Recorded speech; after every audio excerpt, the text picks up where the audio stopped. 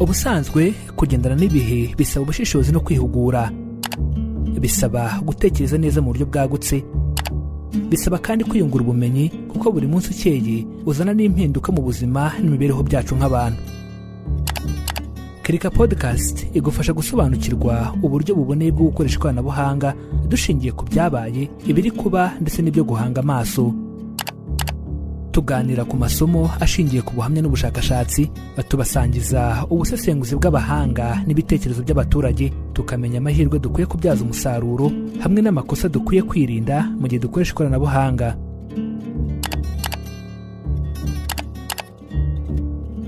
Iyi ni episode ya karindwi, Urukundo Mpuzamahanga.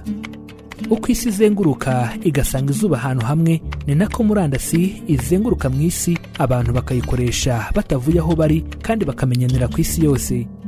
Uyu munsi tugiye kuganira ku rukundo rutagira umupaka, umubano udakumirwa n'imbago zikikije uyu mubumbe dutuyeho. Njyewe nitwa Mizero Christopher Fahim, ndabaramukije kandi nishimiye kubana namwe. Bahaye ikaze.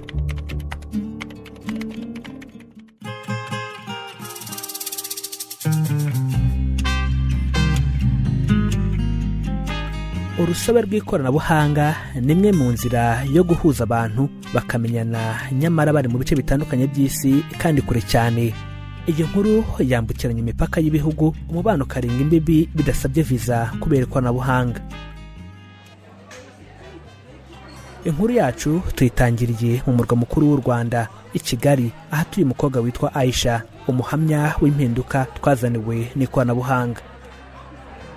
Muri coffee shop ihoramo urujya n'uruza rw'abantu basimburana ku ntebe baryoherwa n'ikawa ihumura neza.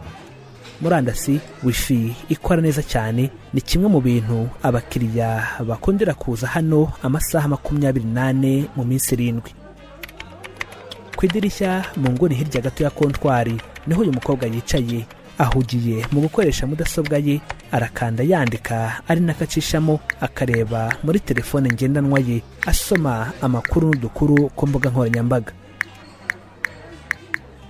Umunsi wa mbere tuvugana ndawibuka neza, hari nyuma ya saa 6 imvura iri kugwa, ntago nari imeze neza, numvaga nshaka kuguma ndi njyenyine hano n'ubundi nsanze ndi kwiga kandi ndi kunywa coffee, ariko sinarinzi ko ari umunsi ugiye kubitangiro ry'indi nkuru y'urukundo rwanjye.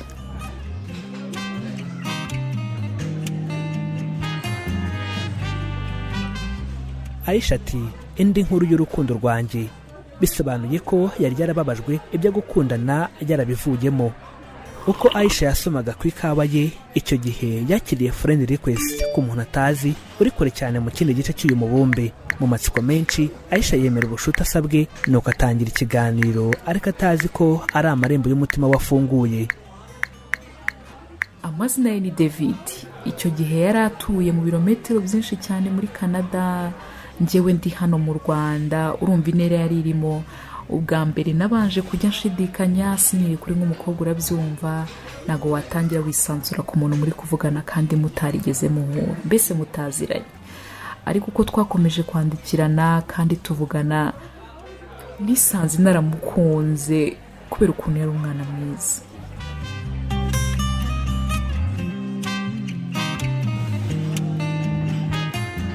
Nyuma y'iminsi David na Aisha bandikirana, bagasangira amateka y'ubuzima bwabo, ibyifuzo byabo ndetse n'inzozi buri umwe afite. Ubufindo bw'ikoranabuhanga bwabakiriyeho ikiraro gihuza inzira y'icyerekezo cy'ubuzima bifuza kuganamo bombi.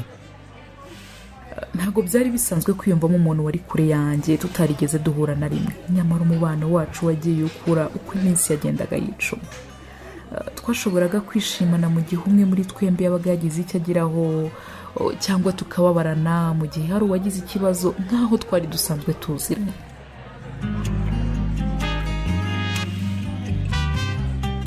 Amezi yavuyemo imyaka, umubano wa Aisha na David ukomeza gushinga imizi batarahura, ahubwo gusa bavugana ku ikoranabuhanga. Basangiye amajoro y'igicuku bavuga mu buryo bw'amashusho, bakarushaho kwiyumvanamo bategereje igihe umunsi uzagera bakabonana imbona nkubone.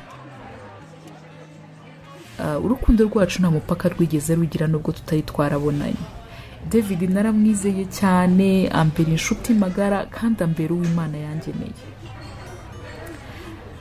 Usibye kuba hagati yacu harimo intera ndende cyane idutandukanya, niyumvagamo ko urukundo rwacu rwari urwanyarwo rushinze imizi kandi rukomeye. Bwa nyuma umunsi warageze, David afata indege aza i Kigali kureba umukunzi we Aisha. Uyu wari umwe mu minsi Aisha yishimye kurusha ikindi gihe mu myaka 24 y'ubuzima bwe. Uko David yateraga intambwe amanuka ava mu ndege, ninako Aisha yararambuye ibiganza ategereje kumuhobera. Kuva uwo munsi nibwo Aisha yemeye ko urukundo rwabo atari inkuru ya babiri gusa, ahubwo ari igihamya cy'impinduka ikoranabuhanga ryazanye mu buzima n'imibereho by'abantu. Nyuma yo kubonana namukunze kurushaho ku buryo muri we mabona ituze ryuzuye. Uko dukomeza kubana turushaho kumenyana no kure mu buzima twifuza kuzabamo.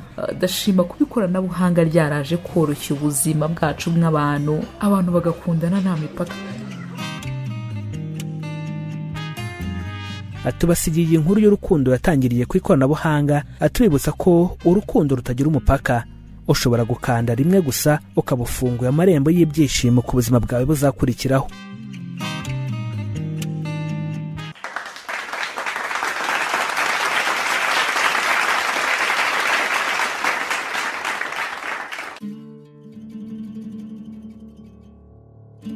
Abakunzi ba Kirika Podcast, tubashimiye kubana natwe dukurikira inkuru ya none. Ngaho mudusangize icyo mutekereza kuri iyi ngingo.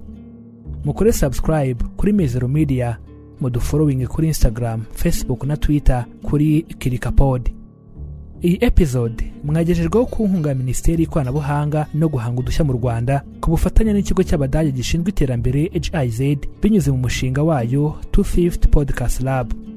Ni munyemerere tube duhiniye aha, tuzasubukure kuwa gatanu saa 12 za nimugoroba. Amahoro.